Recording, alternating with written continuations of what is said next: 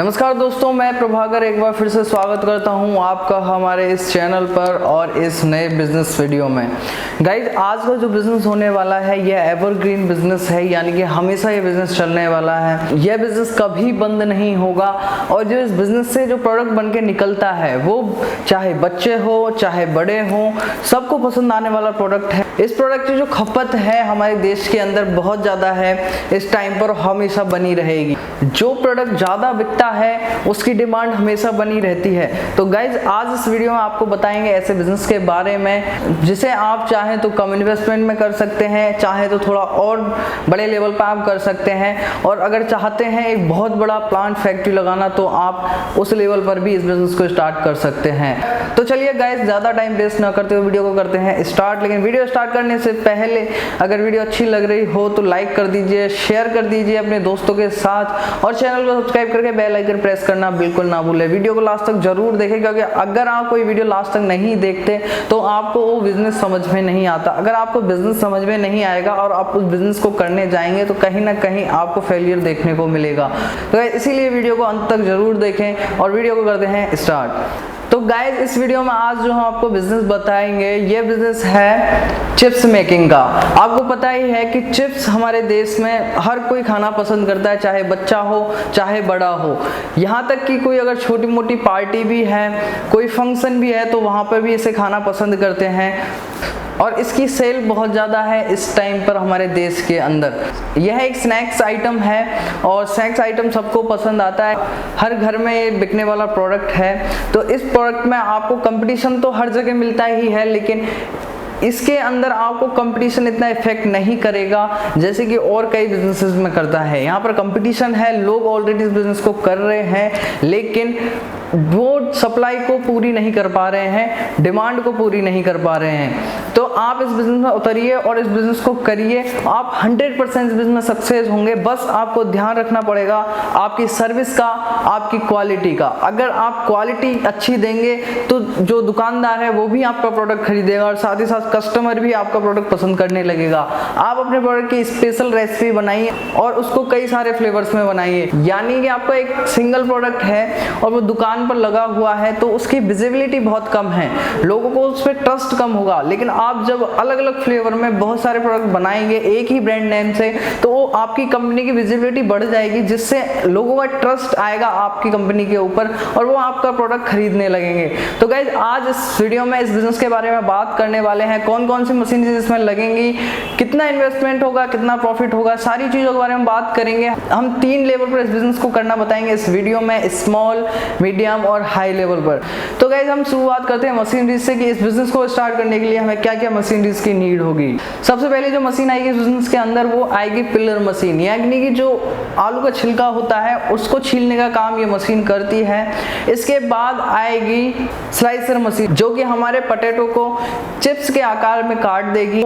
इसके बाद जो मशीन आएगी वो है ड्रायर मशीन, यानी कि जो हमने जो स्लाइसर से जो पोटैटो काटे हैं उनमें पानी रह जाता है, उसको सुखाने के लिए हमें ड्रायर मशीन की जरूरत पड़ेगी।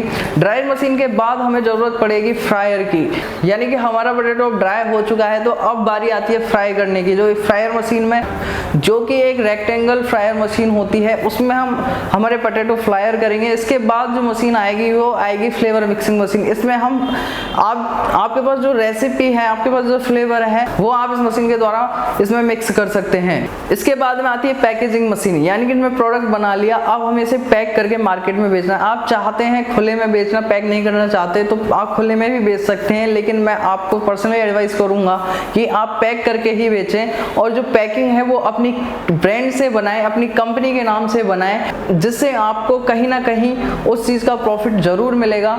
अब हम बात कर लेते हैं प्रोसेसिंग की। सबसे पहले मैं बात करूं तो इसका जो रॉ मटेरियल है वो हमारे किसान भाइयों के पास मिलता है, यानी कि इसको हम फ्राई करेंगे तो हमें ऑयल की नीड होगी, जो कि आप सरसों का ऑयल ले सकते हैं, मस्टर्ड ऑयल। इसकी फसल हमारे किसान भाई करते हैं, और इसके बाद जो पोटैटो है वो भी आपको किसान भाइयों से मिल जाएगा।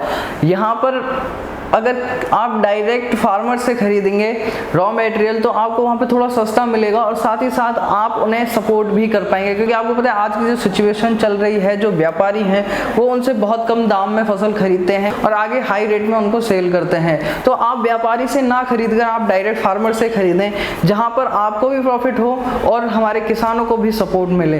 इसके बाद में जो प्रोसेस होती है चिप्स बनाने की वो मैं आपको बताता हूँ। सबसे पहले आप अपने जो पोटैटो हैं उनको धोइए, धोने के बाद उसे पोटैटो प्लेन मशीन में डालिए, वहाँ पर आलू छिलकर बाहर निकलेगा। आलू छिलने के बाद आप उसे स्लाइसर में डालिए, यहाँ पर आपके आलू चिप्स के आकार में कट जाएंगे। चिप्स के आकार में कटने के बाद आप उसे ड्रायर में आपको डालना है। ड्रायर में डाल के आप मशीन को स्टार्ट करेंगे तो ड्रायर जोर से घूमने लगेगा और आपके पोटैटो में जो भी पानी रह गया था वो सारा वहाँ पे निकाल देगा। पोटैटो चिप्स बनाने के लिए हमारी आलू के जो स्लाइसेस हैं उनका ड्राई होना बहुत ज़रूरी है। ड्रायर में आपको कम से कम 4 से 5 मिनट ये पोटैटो स्लाइसेस ड्राई करने हैं। ड्राई करने के बाद आप इनको निकाल लीजिए। निकालने के बाद आप फ्रायर मशीन को चालू कीजिए। फ्रायर मशीन ऑटोमेटिक होती है जो कि गैस से भी चलती है और बिजली से भी चलती है।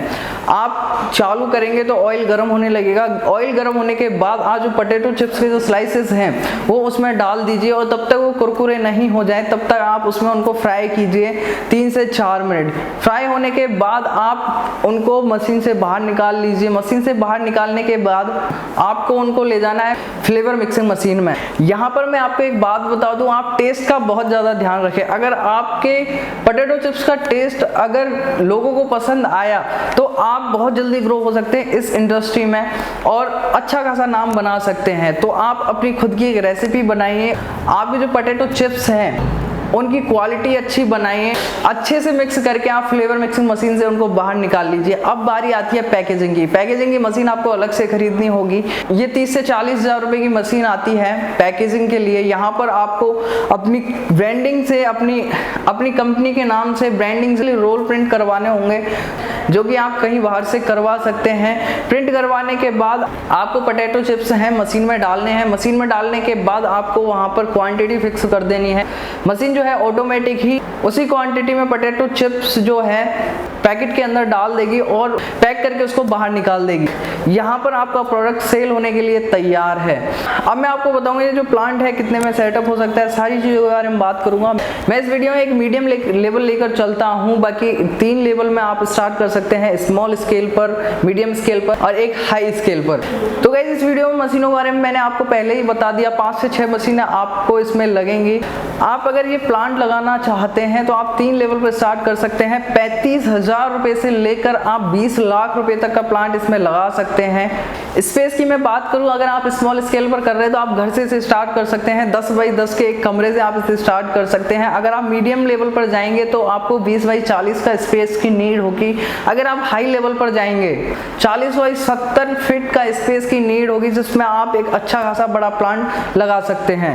अब मैं बात करूं प्रोडक्शन कैपेसिटी की। अगर आप इस बिजनेस को स्मॉल स्केल पर कर रहे हैं तो आप 100 kg पर डे का प्रोडक्शन कर सकते हैं इस स्केल पर। अगर आप मीडियम स्केल पर जा रहे हैं जो कि 5 से 6 लाख रुपए का इन्वेस्ट वहां पर लगेगा, वहां पर आपको 1500 kg पर डे का प्रोडक्शन देखने को मिलेगा।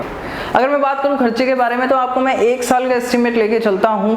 1 साल के अंदर कितना खर्च होगा इस बिजनेस को स्टार्ट करने में। अगर मैं खर्चे की बात करूं तो मैं आपको एक एस्टिमेट बता देता हूं कि 1 साल तक अगर आप ये बिजनेस रन करते हैं तो आपको कितना खर्चा आएगा इस बिजनेस को रन करने में। 1 साल तक आपको इस बिजनेस को स्टार्ट करने के लिए कम से कम 5-6 लेबर लगेंगे। अगर आप मीडियम लेवल पर कर रहे हैं तो 5 से 6 लेबर लगेंगे, जिसमें बिजली का बिल, मशीन का मेंटेनेंस, आप अगर स्पेस रेंट पे ले रहे हैं तो उसका किराया और जो भी खर्चे हैं वो अगर मैं बात करूं सब मिला के तो आपको मिनिमम 70 से 80 हज़ार रुपए का इन्वेस्टमेंट आने वाला है 1 साल के अंदर।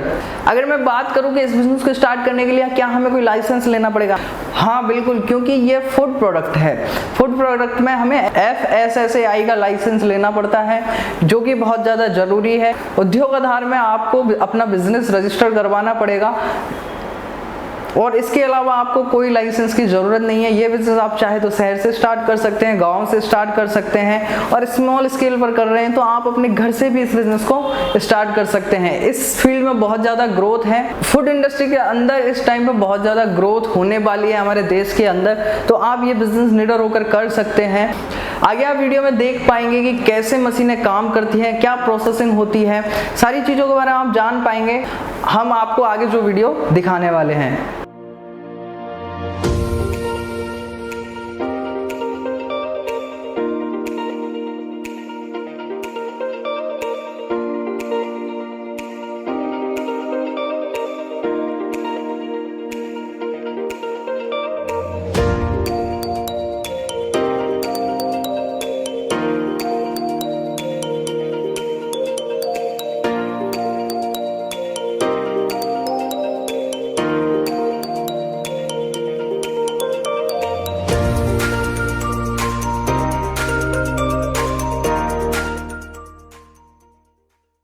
तो गाइस जो आपने वीडियो देखा, आई होप आपको बहुत कुछ समझ में आया होगा, कैसे काम करना होता है, क्या प्रोसेसिंग होती है।